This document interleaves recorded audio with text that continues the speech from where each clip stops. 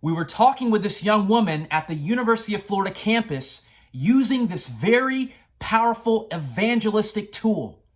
And we used this tool piece by piece, and all of a sudden, tears began to well up in her eyes.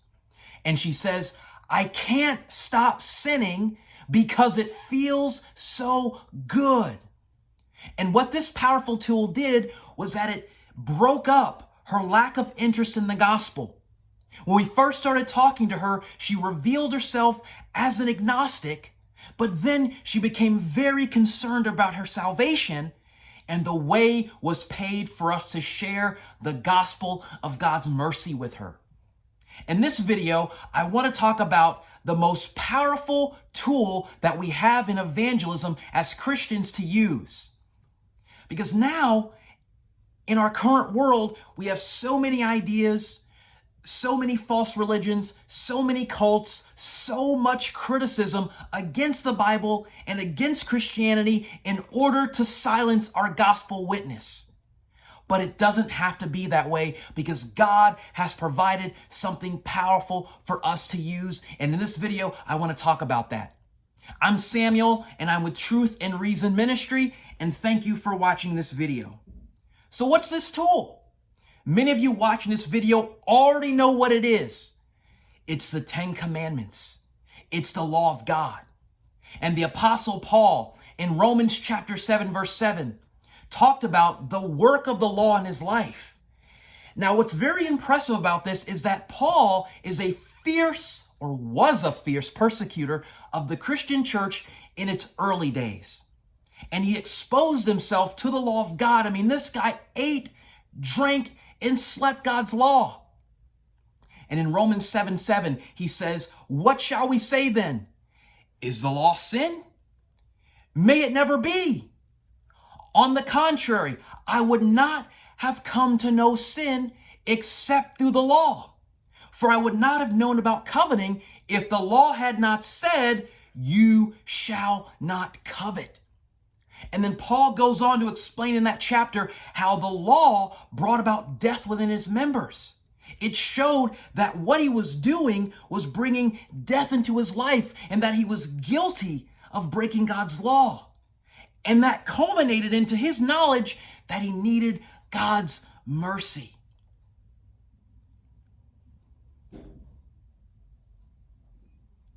I want to share with you guys a quote from Martin Lloyd-Jones about this, because the law itself is what leads us to Christ. It shows us that we need God's help and that we're guilty. But Martin Lloyd-Jones says this: the trouble with people who are not seeking for a Savior and for salvation is that they do not understand the nature of sin. It is the peculiar function of the law to bring such an understanding to a man's mind and conscience. This is why great evangelical preachers 300 years ago in the time of the Puritans and 200 years ago in the time of Whitefield and others always engaged in what they called preliminary law work. They always went through the law first to reveal the knowledge of sin so that a person realizes their need for a Savior and for salvation. One of the issues that we have today is that we're trying to go a different route. We're trying to convince people that they need to be saved through the means of the intellect. If I just reason with them and know enough doctrine, know enough apologetic arguments, am able to articulate the faith as best as I can, maybe the person will understand and come to Christ. And oftentimes that doesn't work. Look at all of the apologetic videos on the web with these debaters. There are a lot of anti-Christian debaters who just keep going from Christian to Christian to Christian to Christian, never believing. And they have these massive followings of people who believe what they believe on the Islamic side, the atheistic side, the skeptical side. And it's just tickling their heads because their mind is set up to argue and their hearts are proud and they're not right with God. They're not right with God. They don't want to be right with God. So trying to convince people in their head is not going to work. It's the law that they need. It's this preliminary law work that has to happen in their life. Also, the law itself not only reveals the knowledge of sin, but the law leads people to Christ. In Galatians chapter 3, verse 24, we're told by Paul, therefore, the law has become our tutor to lead us to Christ, so that we may be justified by faith. The law taught, it instructed, it foreshadowed the coming of Christ, and it taught that the Jewish people were sinners and that they needed mercy outside of themselves. Even the devout person who was really good at following the law still needed to take part in the sacrifices of the temple in order to have his sins forgiven. And it was this repeated message: we've sinned. We need God's mercy. We've sinned. We need the sacrifices. And we had the prophecies about a prophet who would come, who is like Moses, which is Jesus. And the foreshadowing of someone else who is to come as the ultimate sacrifice in the Lamb. So the law itself instructed the Jewish people for many, many, many, many years in order to lead them to Christ. In Romans 10, chapter 10, verse 4, Paul says, for Christ is the end of the law. He's the goal of the law for righteousness to everyone who believes. So the law is actually there to point us to Christ. It's the signpost, and it carries us and it teaches us that we need God's mercy. I have another quote for you all. This one's from Charles Spurgeon. This is an amazing quote from Charles Spurgeon, and he's actually talking about another evangelical street preacher of his day named Robbie Flackhart. One moment, I'm turning to this quote now. It is so important, I want to read it to you guys.